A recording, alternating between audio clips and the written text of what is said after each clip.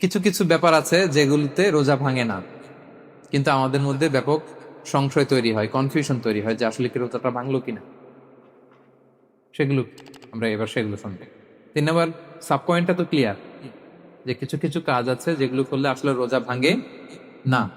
Things or actions that don't invalidate the fast, এটা আপনার রোজা ভাঙবে না। সেগুলো কি? এক নাম্বার হচ্ছে ভুল করে যদি কেউ খায়, যেটা আমাদের আগের পয়েন্টে আমি ক্লিয়ার করে দিয়েছি, অথবা জোর করে যদি কাউকে খাওয়ানো হয়, তার রোজা ভাঙবে না, এটা আপনারা ইতিমধ্যে জেনেছেন। একটা হাদিস শুনে সহিহ বুখারী, রাসূল সাল্লাল্লাহু আলাইহি ওয়াসাল্লাম বলেছেন, মান নাসিয়া ওয়া হুয়া সাইম ফাআকালা আও শারিবা, রোজা অবস্থায় কেউ যদি ভুল করে খেয়ে ফেলে, ফালিউতিম্মা সাওমা, সেজন্য তার রোজা পূর্ণ করে, তার রোজা ভেঙে গেছে মনে করে সেজন্য খাওয়া শুরু না করে, সেজন্য রোজা পূর্ণ করে। কারণ ফাইন্নামা আতআমাহুল্লাহু ওয়া সাকা, কারণ আল্লাহই তাকে খাইয়েছে, আল্লাহই তাকে পানি দিয়েছে, কিন্তু ভুল করে খেয়ে ফেলছে, এটা তো আপনার হাতে ছিল না। তাহলে ভুল করে খেলে তার রোজা ভাঙবে না, কাজা কাফারা কিছুই লাগবে না, জাস্ট ইউ কন্টিনিউ ইউ সিয়াম। ওকে। হুম। 2 নাম্বার, 2 নাম্বার হচ্ছে এটা বিবাহিতদের জন্য, যেহেতু মোস্ট অফ দ্য অডিয়েন্স আর 18+, কোনো অসুবিধা নেই। আর ইসলামে কথাগুলো আসলে বাঁচতে হলে জানতে হবে না। সেটা হচ্ছে, আমরা শুনেছি যে বিবাহিতরা ফিজিক্যাল ইন্টারকোর্স যদি করে, দেহ থেকে সিমেন আউট হলে রোজা ভেঙে যায়, কিন্তু স্বাভাবিক মেলামেশাতে রোজা ভাঙে না। কিস করা, হাগ করা হাজবেন্ড ওয়াইফের মধ্যে, এই যে সখ্যতা, এই ব্যাপারগুলো যদি দিনের বেলায় ঘটে, এতে রোজা ভাঙে না। ব্যাপারটা বুঝতে পেরেছেন না সবাই? একটা দলিল শোনেন। আমাদের আয়েশা রাদিয়াল্লাহু তাআলা আনহা বলেন, কানা নবী সাল্লাল্লাহু আলাইহি ওয়াসাল্লাম ইয়াকাব্বিলু ওয়া হুয়া সাইম, রমাদানের রোজা অবস্থায় তিনি আমাদেরকে কিস করতেন, ওয়া ইউবাশিরু, আমাদেরকে হাগ করতেন, ওয়া হুয়া সাইম, রোজা অবস্থায়। এতে রোজার কোনো সমস্যা হতো না। তবে এটা রিকমেন্ডেড না, স্বামী স্ত্রীর একান্ত মেলামেশা দিনের বেলা রিকমেন্ডেড না, কারণ এটা থেকে সে সেক্সুয়ালি এক্সাইটমেন্টের দিকে চলে যেতে পারে। ফলে ভুল করে সে এমন কাজ করে ফেলতে পারে যেটাতে তার রোজাটাই ভেঙে যাবে। আর ইচ্ছা করে রোজা ভাঙলে কি করতে হয়? কাজাও কাফারাও, খবর আছে না? সেজন্য এটা খেয়াল রাখতে হবে। 3 নাম্বার, এটাকে আরবিতে বলে আল ইহতিলাম, ওয়েট ড্রিম, বাংলায় বলে স্বপ্ন দোষ।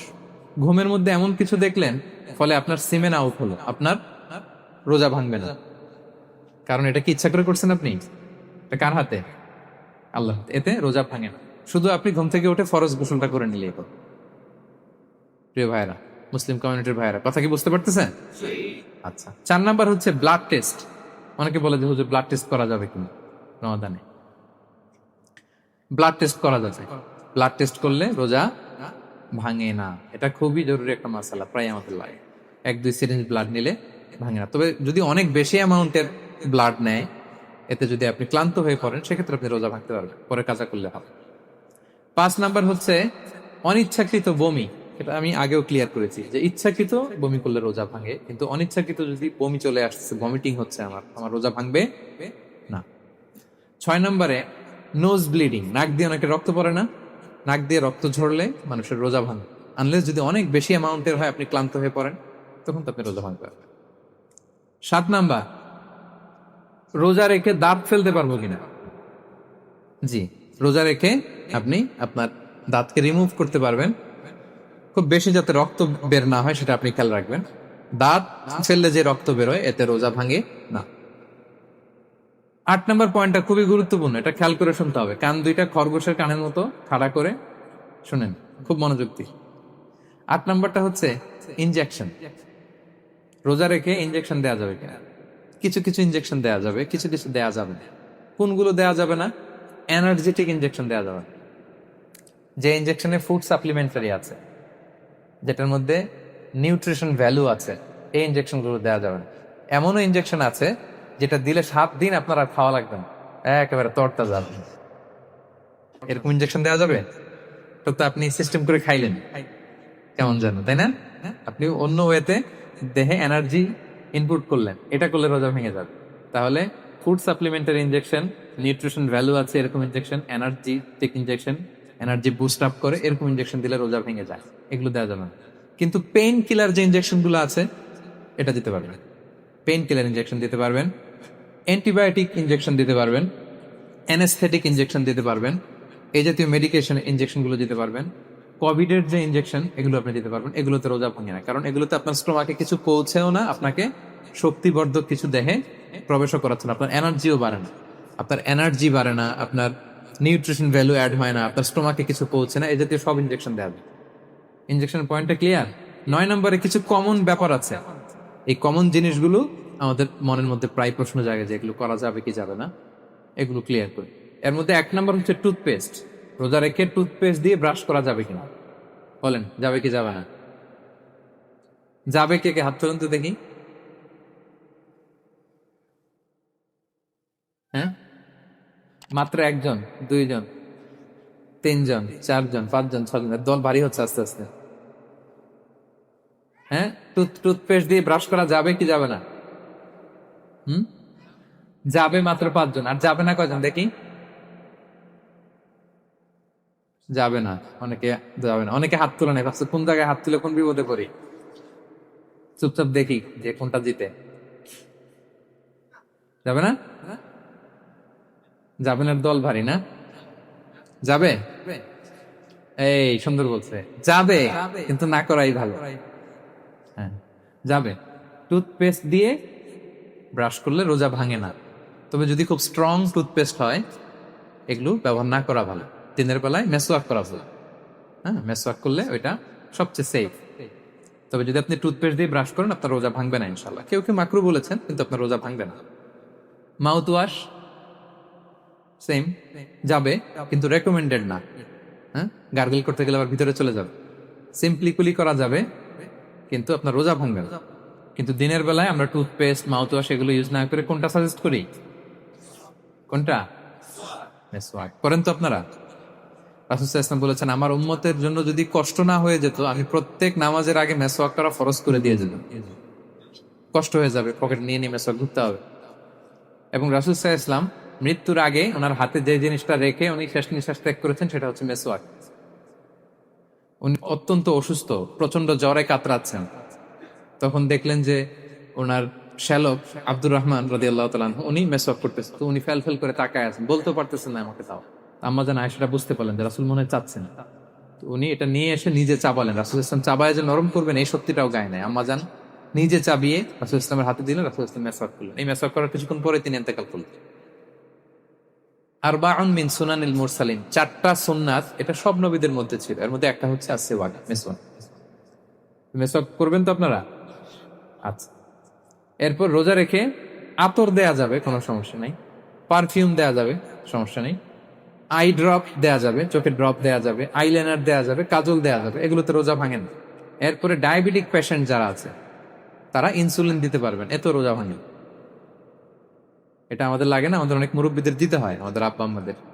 তো এটা আপনারা জেনে গেলেন, ইনসুলিন দিলে রোজা ভাঙে না।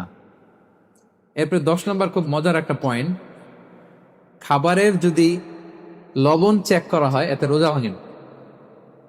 তবে ঘরে আপনারা এটা ট্রাই করবেন না, এটা রেকমেন্ডেড না। এটা কখন রেকমেন্ডেড? এটা বড় শেফদের জন্য। লেটস সে রমাদানে 1000 লোকের বিরিয়ানি করা হবে, আল্লাহর বান্দারা রোজাদাররা খাবে, এটা লবণ বেশি হলে খাইতে পারবে? পারবেন। এজন্য যিনি শেফ, প্রধান বাবুর্চি, উনি লবণটা ট্রাই করতে পারবেন, করেই সাথে সাথে কুলি করে ফেলবেন, ভিতরে তো কিছু গেল না, এতে রোজা ভাঙে না। তাই বলে প্রতিদিন ঘরের রান্নাতে আবার এটা করতে যায় না। ঘরে 2 জন, আপনি আপনার হাজবেন্ড ওয়াইফ টোনাটুনি একটা হইলেই হয়, কি বলে, লবণ বেশি হবে কম হবে। কিন্তু বড় প্রোগ্রাম, অনেক রোজাদাররা একসাথে ইফতারি করবে, এটা তো লবণাক্ত হইলে খাওয়া যাবে না। তো সেক্ষেত্রে শেফ যদি জাস্ট জিব্বা দিয়ে লবণটা একটু ট্রাই করে নেয় যে অ্যাড করতে হবে না, ঠিক আছে, সাথে সাথে কুলি করে ফেলে, রোজা ভাঙবে না। দলিল কি? দলিল হচ্ছে কাঁচা ডালের মেসওয়াক। রাসূল সাল্লাল্লাহু আলাইহি ওয়াসাল্লাম কাঁচা ডালের জাইতুনের মেসওয়াক দিয়ে তিনি সেওয়াক দিয়ে মেসওয়াক করতেন। তো কাঁচা জাইতুনের আপনারা মেসওয়াক করছেন, এটা এটা কিন্তু অনেক লবণাক্ত, সল্টি, এটার মধ্যে একটা ঝাঁঝালো ভাব আছে। তো এটা আপনার জিহ্বায় লাগলে কি রোজা ভেঙে যায়? ভাঙে। এবং আপনি যদি সমুদ্র অঞ্চলে সফর করেন, সমুদ্রে লেটস সে 1 মাসের, আমাদের এই যে বাংলাদেশে তো এখন এই কি বলে প্রায় 7 লক্ষ টাকা করে দিছে আমাদের হাজিদের জন্য, হজ করতে হলে প্রায় 7 লক্ষ টাকা লাগবে। তো এরকম ঘোষণাও দেখলাম যে নেক্সট ইয়ার থেকে সমুদ্র পথে যাওয়া যাবে কম খরচে। তো কেউ যদি এমন হয় সমুদ্রের সফরে দীর্ঘ সময়, আপনি অজু করবেন কি দিয়ে? সাগরের পানি দিয়ে। তো সাগরের পানি কেমন? সাগরের পানি দিয়ে আপনার কুলি করতে হবে না? মাঝ মাজা করবেন না? তা আপনার কি রমজানে যদি কুলি করেন আপনার রোজা ভেঙে যাবে? না, ভাঙবে না। তো এ থেকে স্কলাররা দলিল নিয়েছেন যে এরকম জরুরি প্রয়োজন হলে আপনি খাবারের স্বাদটা, লবণটা দেখতে পারবেন, সাথে সাথে কুলি করে ফেলবেন, এতে আপনার রোজা ভাঙবে না ইনশাআল্লাহ বিইذনিল্লাহ। অনেকে প্রশ্ন করে এনজিওগ্রাম করা যাবে কিনা। এনজিওগ্রাম এগুলো করা যায়, এই যে হার্টের পেশেন্টদের জন্য এখান থেকে একটা এই ক্যাথেটার ঢুকায়, যদি এটার মধ্যে ওষুধ লাগানো থাকে তো এটা হার্টের দিকে যায়, এটা স্টোমাকে যায় না, এগুলো করা যাবে। তাহলে এই বিষয়গুলো অলমোস্ট মুত্তাফাক আলাই, মানে সর্বসম্মতিক্রমে এতে আপনার রোজা ভাঙবে না ইনশাআল্লাহ বিইذনিল্লাহ। এই পয়েন্টটা ক্লিয়ার না? ক্লিয়ার। এবার কিছু ডিসপিউটেড মাসআলা আছে, মানে যেগুলোর ব্যাপারে ইখতিলাফ আছে, কোন কোন স্কলারদের মধ্যে ভাঙবে ভাঙবে না, এটা আমি একটু ক্লিয়ার করি। এর মধ্যে এক নম্বর হচ্ছে ইনহেলার। অ্যাজমার পেশেন্ট যারা আছে, অ্যাজমা অনেকের দেয়া লাগে না ইনহেলার। ইনহেলার যদি পাফার ইনহেলার হয়, পাফার ইনহেলার যেটা দিয়ে শুধু বাতাস যায়, অক্সিজেন যায়, এটা রোজা ভাঙে না। এটা কি করে না? রোজা ভাঙে না। পাফার ইনহেলার যেটাতে অক্সিজেন পাস করে, রোজা ভাঙবে না। কিন্তু যদি ভ্যাপোরাইজেশন হয়, অথবা একটা আছে DPI, dry powder inhaler, punch করলে একটা পাউডার সহ ভিতরে যায়, অ্যাজমাটা কমায় দেয়, ওই পাউডার দিয়ে করলে কিন্তু রোজা ভেঙে যাবে। ভ্যাপোরাইজেশন হলে বা ডিপিআই ইনহেলার হলে আপনার রোজা ভেঙে যাবে। ইনহেলার ক্লিয়ার তো সবার কাছে? আচ্ছা, এরপরে যাই সামনে। সাপোসিটরি বুঝেন তো না? ডুশ বলে, প্রচন্ড জ্বর, জ্বর কমে না, তখন ডাক্তার বলে যে পায়ু পথে, অ্যানাল পিল বলে এগুলাকে, পায়ু পথে এটাকে ইনপুট দিতে হয়। এই সাপোসিটরি এটা একটা ডিসপিউটেড মাসালা। হানাফি স্কুল অফ থটে রোজা ভেঙে যায়। আমরা যেহেতু বেশিরভাগ হানাফি স্কুল ফলো করি, হানাফি মাযহাব, তো আমরা এটাই সাজেস্ট করি সাপোসিটরি না দেওয়া। তবে অন্যান্য স্কলারদের মতে রোজা ভাঙবে না, বিশেষ করে ইবনে তাইমিয়া আলাইহি রাহমার মতে রোজা ভাঙবে না। এখানে প্রসঙ্গ যেটা হচ্ছে, সাপোসিটরি সাধারণত দিতে হয় ইমার্জেন্সি পিরিয়ড, কি বলেন, জ্বর আর কমে না, কঠিন অবস্থা, তো ওই অবস্থায় তো রোজা এমনি ভাঙা যায়। প্রচন্ড অসুস্থ হলে ভাঙা যায় না রোজা? ভাঙা যায়। তো আপনি রোজা ভাঙবেন, পরে কাজা করে ফেলবেন, সাপোসিটরি দিবেন, অসুবিধা নেই। আচ্ছা, এয়ার ড্রপ, কানের যে ড্রপ আছে, এটার মডার্ন স্কলারদের মতে, যে ফিক একাডেমি গুলো আছে, এদের মতে রোজা ভাঙবে না, কিন্তু হানাফি স্কলারদের মতে রোজা ভেঙে যাবে। তো আমরা সাজেস্ট করি এটা আপনি না দেন, আগে পরে দেন। 3 নাম্বার, হার্টের পেশেন্টদের একটা ওষুধ দিতে হয়, এটাকে নাইট্রোগ্লিসারিন ট্যাবলেট বলে, জিব্বার নিচে দেয়, দেওয়ার সাথে সাথে বডি এটা অ্যাবজর্ব করে ফেলে, ওষুধটা থাকে না জিব্বার নিচে। জিব্বার নিচে এটাকে প্লেস করলে সাথে সাথে এটা বডি অ্যাবজর্ব করে, এখানে আবার পাম্প শুরু হয়ে যায়। তো হার্ট অ্যাটাক করলে এটা দেয়। আধুনিক যে ফিক একাডেমি গুলো আছে, তাদের মতে রোজা ভাঙবে না, কিন্তু হানাফি স্কুল অফ থটে তাদের মতে যেহেতু সম্ভাবনা আছে কিছু চলে যেতে পারে, যদিও যায় না, হানাফি মাযহাব হচ্ছে খুব ইহতিয়াত অবলম্বন করে, অত্যন্ত বেশি সাবধানতা অবলম্বন করে। কিন্তু মডার্ন ফিক একাডেমি গুলো তাদের মতে হার্ট পেশেন্টদের জন্য নাইট্রোগ্লিসারিন ট্যাবলেট যদি জিব্বার নিচে রাখেন, রোজা ভাঙবে। হিজামা, কাপিং, হিজামা চিনেন তো? হ্যাঁ, হিজামা করছেন কেউ এখানে? আপনি করছেন, আর কেউ? অনেকে করছে দেখি, মাশাআল্লাহ। এটা এখন অনেক পপুলার হচ্ছে, রাসূল সাল্লাল্লাহু আলাইহি ওয়াসাল্লাম কিন্তু করতেন। এখন দেখবেন যে অনেক বড় বড় সেলিব্রিটিরা, অ্যাথলেটরাও করে। এরকম কাপিং এর টিউব আছে, পিঠে একটু কেটে ওটাকে লাগায় দেয়, আস্তে করে এই রক্তগুলো বের করে ফেলে, ব্যথা ট্যাথা, পেইন টেন এগুলো কমে যায়। এখন কিন্তু এটার অনেক প্রচলন পেয়েছে। হানাফি স্কুল অফ থটে হিজামাতে রোজা ভাঙে না, অন্যান্য স্কুল অফ থটে ভাঙে। তো হিজামা তো ইমার্জেন্সি কিছু না, আমার দিনের বেলায় কেন রমজান মাসে হিজামা করা লাগে, আমি ইফতারের পরে হিজামা করলাম। আচ্ছা, ব্লাড ডোনেশন করলে রোজা ভাঙবে কিনা, এক ব্যাগ যে রক্ত নেয়, ভাঙবে কিনা? হাম্বালি মাযহাব অনুযায়ী ভেঙে যায়, হানাফি মাযহাব অনুযায়ী ভাঙে না। আমরা হানাফি স্কুল ফলো করি, সো আপনি ব্লাড ডোনেট করতে পারবেন, ভাঙবে না। তবে অনেক ব্লাড ডোনেট করার কারণে যদি আপনি অসুস্থ হয়ে যান, দুর্বল, ওই অসুস্থতার কারণে আপনি ভাঙতে পারবেন। তবে এটা রেকমেন্ডেড, যদি ব্লাডের কারণে মুমূর্ষু রোগীর জীবন যায় অবস্থা, তখন অবশ্যই আপনি ব্লাড ডোনেশন করবেন, যাতে করে একজন মুমূর্ষু রোগী জীবন ফিরে পায়। তো এই পয়েন্টটা তো ক্লিয়ার না সবার?